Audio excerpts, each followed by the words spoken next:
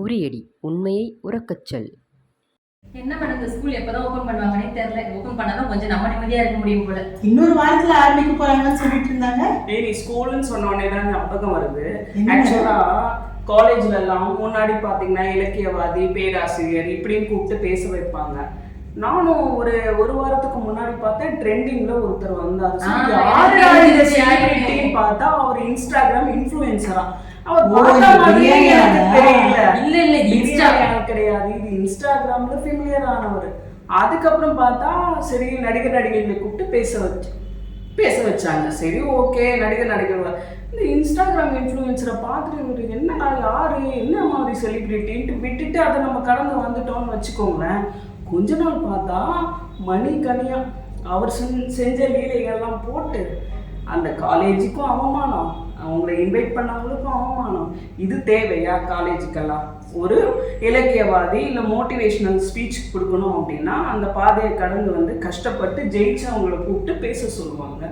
இதெல்லாம் வந்து எங்க போகுது நாடுன்னு நடக்குன்னே தெரியல. இன்னொன்று யூடியூப்ல ட்ரெண்டிங்கான விஷயத்தை பத்தி கேள்விப்பட்டீங்களா? எது இர்ஃபான் பத்தி சொல்றீங்களா? இர்ஃபான் பத்தி ஒரு இஷ்யூ வந்து போயிட்டு இருக்குது. அது என்ன தெரியுமா? இல்ல ஃபுல்லா ஓரளவுக்கு தெரியும், தெரிஞ்சுக்கலாம். தெரியுமா? ஜெண்டர் வந்து ரிவீல் பண்ணிட்டாரு அவங்களோட வைஃபோட பேபி ஷவரிங் அப்ப வந்து கண்டிப்பா பண்ணக்கூடாது. இவர் அமெரிக்கா வரைக்கும் போய் நெப்போலியன் எல்லாம் இன்டர்வியூ எடுத்து ரொம்ப ஃபேமஸ் ஆயிட்டு நல்ல பீக்ல அப்பல போனவர் போன வாரம் நினைக்கிறேன் துபாய் போயிட்டு போனவர் அங்கேயும் சேர்த்து பிரியாணி தின்னுட்டு வீட்டுக்கு வந்திருக்கலாம்ல. அதை விட்டுட்டு தனக்கு பிறக்க போற குழந்தையோட ஜெண்டரை ரிவீல் பண்ணி செலிபிரிட்டி ஜாலியா என்ஜாய் பண்ணிருக்காரு. வச்சாங்க அப்ப உடனே மாட்டிட்டாரு. இப்போ கண்டிப்பா வெளில வந்துருவாரு. அவர் பெரிய இன்ஃப்ளூயன்சர் இல்ல, வந்துருவாரு. அவ்வளவுதான். நமக்கு இது ஒண்ணு சட்ட வல்லுநர்கள் பார்த்துப்பாங்க. விட்டுரு மேடம், இந்த சட்ட வல்லுநர் ஞாபகம் வந்துச்சு. இப்ப இந்த ஜெய்பிஎம் சூர்யா நடிச்சிருந்தாருல்ல, இப்ப அது ஒரு அவரோட அடுத்த படம் ஒண்ணு வந்து இல்ல நடிக்க மாட்டேன் அப்படின்ற மாதிரி சொல்லியிருக்காராமே. அது யாரு? சுதா கொங்கரா. ஆக்சுவலா சூரரை போன்றவங்க தான் எடுத்தாங்க இல்லையா? அவங்களுக்கும் சூர்யாவுக்கும் நல்ல கனெக்டிவிட்டி இருந்துச்சு. ஆனா இப்போ புறநானூறுன்னு ஒரு படம், அதுக்காக தான் சூர்யாவை கேட்டிருந்தாங்க. சூர்யா ட்ராப் பண்ணிட்டாருன்னு வதந்தி, அதை ட்ராப் பண்ணிட்டாருன்னு கன்ஃபார்மா சொல்றாங்க. என்ன ரீசன்னா புறநானூறு படம் வந்து 1965 40 to 65 ஹிந்தி எதிர்ப்பு போராட்டம் ஒன்று நடந்தது. அதுல பர்டிகுலர் ஒருத்தரோட கதையத்தான் வந்து சுதா கொங்கரா எடுக்கிறதுக்கு பண்ணியிருக்காங்க. ஸோ அதனால் அதுல ஒரு சின்ன மனக்கசப்புலையோ இல்லை என்னவோ அவங்க நடிக்க விரும்பல. மேடம் அதுவா மேடம் ரீசன்? வேற எதுவும் இல்லை இருக்கு. அது ஓப்பனாவே சொல்லிடலாமே. அதான் எல்லாருக்கும் அவரே இங்க இல்லாம மும்பைல போய் செட்டில் ஆயிட்டாரு. ஜோதிகா வேற அங்க சைத்தான்னு படம் ஹிட் எல்லாம் கொடுத்துருக்காங்க. இவர் அங்க போய் செட்டில் ஆயிட்டு ஹிந்தில போய் வாழ்க்கையை தொடங்கும் போது இங்க போய் இந்தி எதிர்ப்பு போராட்டத்து படத்துல எல்லாம் நடிப்பாரா? நடிக்க மாட்டாரு. அப்படி அதனால ட்ராப் அவுட் ஆயிடலாம். மேடம், இப்ப லேட்டஸ்டா கருடன் படத்தோட ஆடியோ லான்ச் நடந்துச்சு மேடம். அதுல ஒரு விஷயத்தை கவனிச்சிங்களா? நான் கவனிச்சேன். பத்மா நீங்க கவனிச்சிங்களா? என்ன விஷயம்? ஆக்சுவலி வந்து விஜய் வந்து என்ன சொன்னாருன்னா, சூரியன் உங்க ஆஃபீஸ்ல நிறைய போட்டோஸ்லாம் வச்சிருக்கீங்க, அதாவது உங்களோட ஃபேவரட் அபிமானிகளோட போட்டோஸ்லாம் வச்சிருக்கீங்க.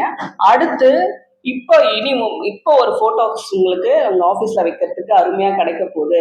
அட் அ டைம்ல எஸ்கேவும் விஜய் சேதுபதியும் உங்களுக்கு கிஸ் கொடுக்க போறாரு அப்படின்னு விஜய் சொன்னாப்ல.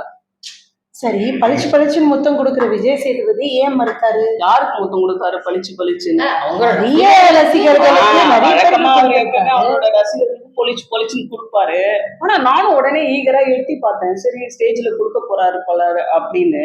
ஆனா என்ன ரீசனோ தெரியல. முதல்ல சாதாரணமா போட்டோ எடுத்துக்கலான்னு வந்து நின்று 3 பேரும் ஒன்னா சேர்ந்து நின்று போட்டோ எடுத்துட்டு அப்படியே ஓரமா போயிட்டாரு. நிஜமாவே விஜய் சேதுபதி நல்ல நடிகர்ப்பா. நல்ல நடிகர்னு சொல்ல ஒரு விஷயம் ஞாபகத்துக்கு வருது. ஆனா அது ஒரு சீரியஸான விஷயம் தான். பகத் ஃபாசில் ஏதோ ஒரு இதுவா இருக்காருன்னு சொல்லிட்டு. ஆமா ஆக்சுவலா அவரே ஓபன் அப் பண்ணியிருக்காரு. அவரோட ஆவேசம் படம் ஒண்ணு பார்த்தேன். செம்ம ஆக்டிங் அப்படி இருந்துச்சு, நல்ல மாஸ் ஹிட்டா இருந்தது. சரியான வெர்சடைல் ஆக்டர் ஆச்சு. இப்போ 2 days முன்னாடி தான் அவர் ஓபன் அப் பண்ணியிருக்காரு. அவருக்கு ADHD அப்படின்னு சொல்லிட்டு. அப்படின்னா madam attention deficient hyper disorder அப்படிங்கிற ஒரு பிரெயின் ரிலேட்டட் டிசீஸ்.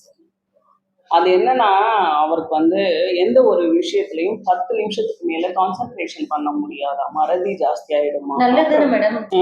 அப்ப நடிக்கும் போது எப்படி டைலாக்ஸ் எல்லாமே ஞாபகம் வச்சுப்பாரு. ரொம்ப சேலஞ்சிங்கான ஒரு விஷயம். இப்பதானப்பா வந்திருக்கு அவருக்கு, கொஞ்ச நாளைக்கு முன்னாடி தான் வந்திருக்குன்னு சொல்லியிருக்காரு. இல்ல ஆக்சுவலா டாக்டர் என்ன சொல்றாங்கன்னா, சின்ன வயசுலயே தெரிஞ்சிருந்தா அதை ரெக்டிஃபை பண்ணிருக்கலாம், இப்போ ரொம்ப நாள் ஆயிடுச்சு. ஆனா இந்த பிரெயின் இந்த மாதிரி அவருக்கு டிசீஸ்னால அவரோட ஐக்யூக்கும் அவரோட கெரியருக்கும் ஒன்றும் பிரச்சனை இருக்காது. ஆக்சுவலி மறந்து போகுமா.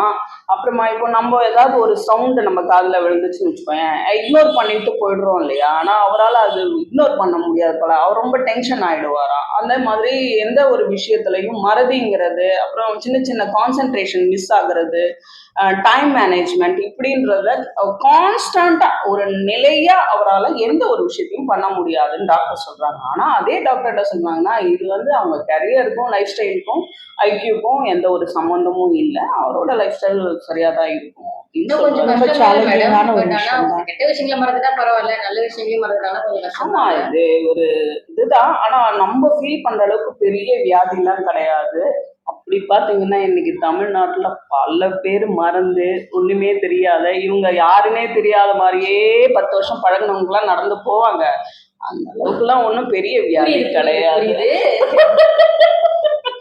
ஓகே நேயர்களே, எங்களோட டாபிக்ஸ் உங்களுக்கு ரொம்ப பிடிச்சிருக்கும்னு நினைக்கிறேன். உங்களோட சப்போர்ட்ல இதை நாங்க கண்டினியூ பண்ணோம்னா நீங்க எங்களுக்கு லைக் பண்ணுங்க, ஷேர் பண்ணுங்க அண்ட் சப்ஸ்கிரைப் பண்ணுங்க.